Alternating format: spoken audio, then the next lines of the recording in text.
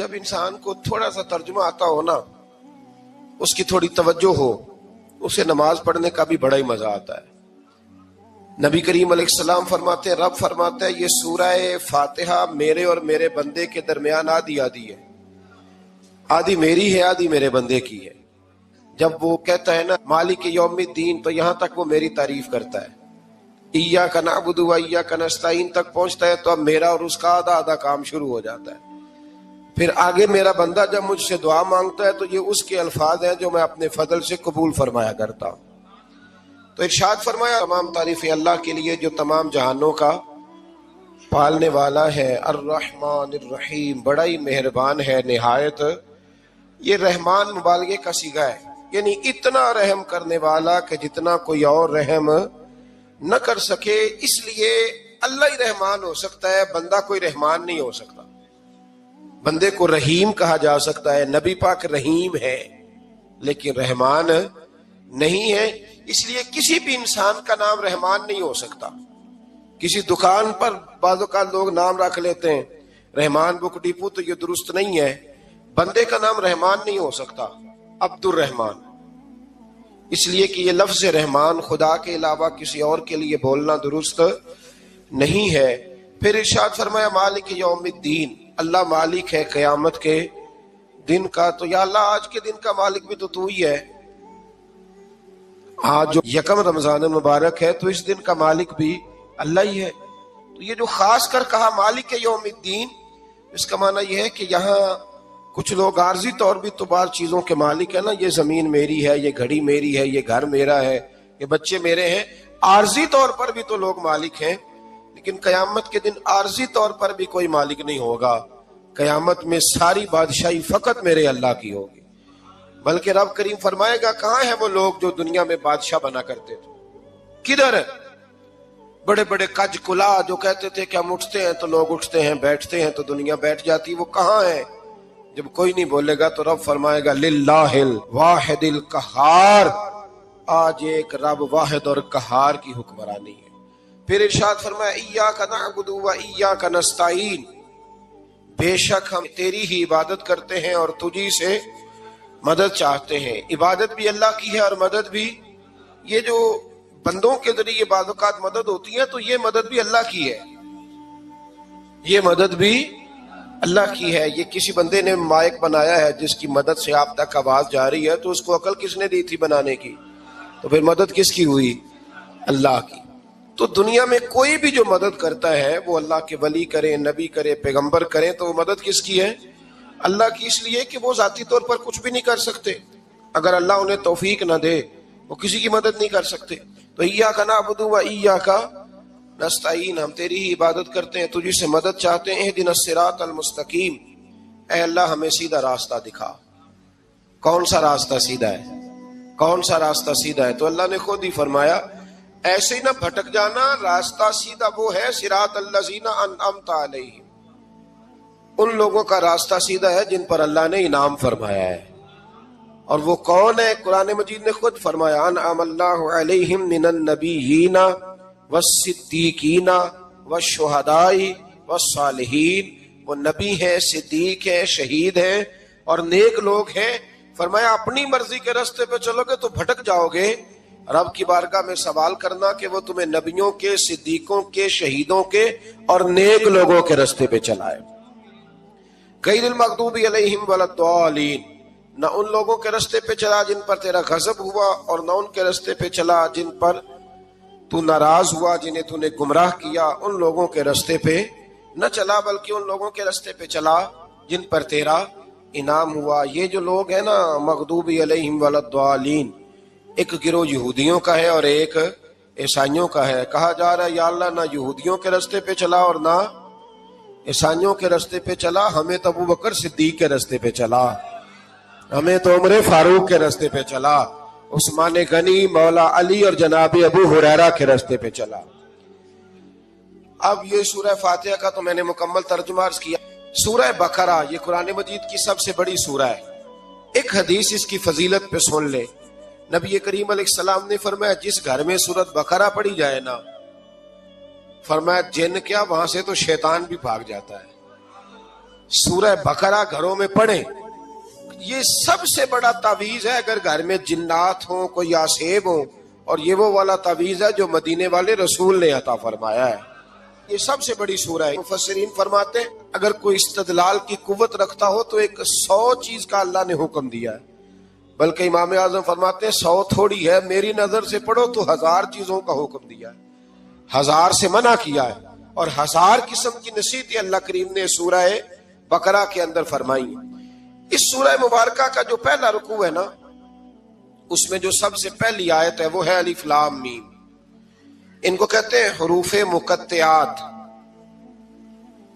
پہلا لفظ ہی جب کوئی قرآن مجید کا پڑھتا ہے نا، بہت بڑا عالم فاضل، بہت بڑا محدث، تو اسے یہ کہنا پڑتا ہے کہ میں نہیں جانتا، اللہ جانتا ہے یا اللہ کا رسول جانتا ہے. الف لام میم کا معنی ہم نہیں جانتے، اللہ جانے یا اللہ کا رسول جانے، یا جس کو وہ دونوں بتا دیں وہ جانتا ہے، ورنہ یہ اللہ اور اس کے رسول کا راز ہے. یہ آگے ارشاد فرمایا ذالک الکتاب لا ریب فیہ، یہ وہ عظیم کتاب ہے جس میں شک کی کوئی گنجائش نہیں ہے. ھدی للمتقین، یہ ہدایت ہے پرہیزگاروں کے لیے. سوال یہ ہوتا تھا کہ یا اللہ جو متقی پرہیزگار ہیں وہ تو پہلے ہی ہدایت پہ ہیں، تو قرآن بھی اگر انہیں ہدایت دے گا تو پھر جو گناہگار ہیں ان کی ہدایت کہاں ہے؟ تو اس آیہ مقدسہ کا معنی مفسرین نے یہ بیان فرمایا ہے کہ مطلب اس کا یہ ہے کہ قرآن ہدایت دیتا سب کو ہے، لیکن اس سے ہدایت حاصل متقی لوگ کرتے ہیں. بارش برستی ہے نا سب جگہوں پہ، لیکن اگر کسی نے فرش کرایا ہو، ٹائلیں لگوائی ہو، تو وہاں پھل پھول اگ سکتے ہیں، سبزہ اگ سکتا ہے. اس کے لیے زمین کا زرخیز ہونا شرط ہے. قرآن مجید سب کو ہدایت دیتا ہے، لیکن قرآن مجید سے ہدایت لیتے وہ ہیں جنہیں اللہ نے تقوی والا دل عطا فرمایا، ڈرنے والا دل دیا. آگے جو آیات ہیں نا 5، ان میں اللہ تبارک و تعالی نے متقی لوگوں کی فضیلت بیان کی ہے، نشانیاں بیان کی ہیں کہ وہ کون ہوتے ہیں. ان میں پہلا ارشاد فرمایا کہ متقی وہ ہوتا ہے جو غیب پہ ایمان لے آتا ہے، اس چکر میں نہیں پڑتا کہ آنکھوں سے دیکھوں گا تو مانوں گا. اور دوسرا فرمایا متقی وہ ہوتا ہے جو نماز قائم کرتا ہے اور اللہ کے دیے ہوئے رزق سے اللہ کے راستے میں خرچ کرتا ہے. اور تیسرا فرمایا متقی وہ ہوتے ہیں کہ محبوب جو قرآن ہم نے آپ پہ نازل کیا اس پر بھی ایمان لاتے ہیں، اور جو آپ سے پہلے نازل کیا گیا اس پر بھی ایمان لاتے ہیں، یعنی تورات کو، زبور کو، انجیل کو، اس کو بھی وہ مانتے ہیں. اور پھر اللہ کریم نے فرمایا اولئک علی ھدی من ربہم واولئک ھم المفلحون. یہ جو لوگ ہیں نا غیب پر ایمان لانے والے، نماز پڑھنے والے، زکوٰۃ دینے والے، پچھلی کتابوں کو بھی ماننے والے، نبیوں کو بھی ماننے والے، اور رسول پاک پر ایمان لانے والے، فرمایا یہ وہ لوگ ہیں جو اللہ کی طرف سے ہدایت پر ہیں، اور یہ وہ لوگ ہیں جو دنیا میں بھی کامیاب ہو جائیں گے اور آخرت میں بھی کامیاب ہو جائیں گے. پھر آگے نا اللہ تبارک و تعالی نے کفار کا ذکر فرمایا ہے 3 آیات کے اندر. مومن کے بعد دوسرا درجہ کس کا ہے؟ ذکر میں کافر کا. پہلے بات ہوئی 5 آیات میں مومنوں کی، اب 3 آیات میں ذکر کیا گیا پکے کافروں کا. مومن وہ ہوتا ہے زبان سے بھی اللہ اور اس کے رسول کو مانے، ان کی لائی ہوئی چیزوں کو مانے اور دل سے بھی تسلیم کرے. اور کافر وہ ہوتا ہے کہ جو نہ زبان سے مانتا ہے اور نہ ہی دل سے تسلیم کرتا ہے. پھر اللہ تبارک و تعالیٰ نے 13 آیات کے اندر 3 آیتوں میں کافروں کا ذکر کیا، اور 13 آیات کے اندر پھر منافقین کا ذکر فرمایا ہے. منافق اس کو کہتے ہیں، منافق اس کو کہتے ہیں جو زبان سے تو دعوے اونچے اونچے کرتا ہے ایمان کے، لیکن اس کے دل میں ایمان موجود نہیں ہوتا. آپ حیران ہوں گے، یہیں پہ بات کو ذرا غور سے سمجھیں کہ مومنوں کا ذکر 5 آیات میں اور کفار کا 3 آیات میں، پکے کفار کا. اور منافقین کے لیے اللہ نے اگلے ہی رکوع میں 13 آیات بیان فرمائی. 13. یہ خطرناک گروہ ہے منافقین کا، یہ خوفناک لوگ ہیں. یہ وہ چھپی ہوئی بیماری ہے کہ جس کو پکڑنا تھوڑا مشکل ہے. کچھ بیماریوں کو ڈاکٹر کہتے ہیں نا یہ خاموش قاتل ہے، قتل کر دیتی ہے پر پتہ نہیں لگنے دیتی. اسی طرح منافقین کا ٹولہ ہے. قرآن مجید کہتا ہے ان منافقین کے بارے میں وَمِنَ النَّاسِ مَن يَقُولُ آمَنَّا بِاللَّهِ وَبِالْيَوْمِ الْآخِرِ وَمَا هُمْ بِمُؤْمِنِينَ. اے محبوب کچھ لوگ کہتے ہیں ہم اللہ اور آخرت پر ایمان لائے، لیکن وہ ایمان لانے والے نہیں ہے، تو جب رب کہتا ہے نہیں ہے، آج کسی کو کہہ دیا جائے نا کہ وہ بندہ جھوٹا کلمہ پڑھتا ہے، اس کی باتیں نہیں بتاتی، تو کہتے ہو آپ ایک کلمہ گو کو برا کہہ رہے ہیں۔ تو یہاں تو اللہ ان کے کلمے کا بھی اعلان فرما رہا ہے اور ان کے نفاق کا بھی اعلان 13 آیات میں۔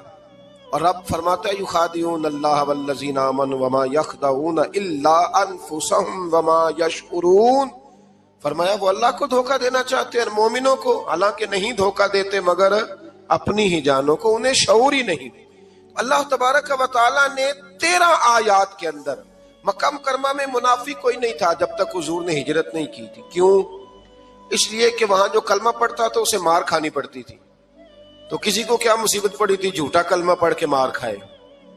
مدینے میں جب اسلامی حکومت قائم ہو گئی نا، تو کچھ لوگوں نے اسلامی حکومت سے فائدہ لینے کے لیے جھوٹے موٹے کلمے پڑھ لیے، اندر کفر رکھتے تھے، اوپر سے اظہار اسلام کرتے تھے۔ تو رب فرماتا ہے کہ ان کا یہ ایمان قابل قبول نہیں ہے، تو یا اللہ پھر کس کا ایمان قابل قبول ہے؟ تو اللہ کریم نے فرمایا وَإِذَا قِيلَ لَهُمْ آمِنُوا كَمَا آمَنَ النَّاسُ، جب ان سے کہا جاتا ہے نا اس طرح ایمان لاؤ جس طرح دوسرے لوگ لائے، یعنی ابو بکر صدیق کی طرح ایمان لاؤ، عمر فاروق کی طرح ایمان لاؤ، عثمان غنی کی طرح، مولا علی کی طرح، بلال حبشی کی طرح، تو کیا جواب دیتے ہیں؟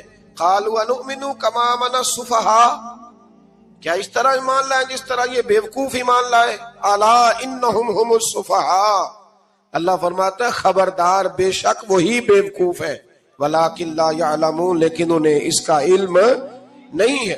وہ کہا کرتے تھے کہ یہ تو بیوقوف ہے معاذ اللہ، ابو بکر صدیق نے سارا ہی مال دے دیا نبی پاک کو، عمر فاروق نے آدھا دے دیا، مولا علی نے سارا کچھ حضور کے نام کر دیا، عثمان جو کماتے محنت کے ساتھ وہ سارا وہاں جا کے پیش کر دیتے، تو بیوقوفی ہے۔ آج بھی کچھ لوگ کہتے ہیں کلمہ پڑھنا چاہیے سیدھا سیدھا، یہ کیا بات ہو گئی، کیا بندہ مسیتڑ ہی ہو جائے؟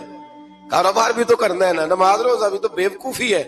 اللہ جواب دیتا ہے، فرمایا الا انہم هم السفہاء، خبردار بیوقوف تو تم ہو کہ میرے محبوب کی شریعت کا، دین کا، روحانیت کا سورج چمک رہا ہے اور تم نے فیض ہی کوئی نہیں حاصل کیا۔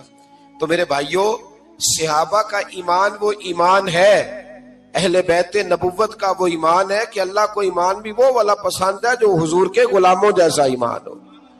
اللہ تبارک و تعالیٰ نے منافقین کا ذکر فرمایا، تو پھر اللہ کریم نے فرمایا یہ تو وہ بیوقوف لوگ ہیں اس آدمی کی طرح جو آگ جب پوری جلا لیتا ہے نا، روشنی پھیل جاتی ہے تو پھر اللہ اس کا نور لے جاتا ہے۔ انہوں نے بھی چلاکیاں کر کے تھوڑا سا ماحول بنایا تھا، تو اللہ نے ان کے سارے پردے کھول دیے، ان کے پاس کچھ باقی بچ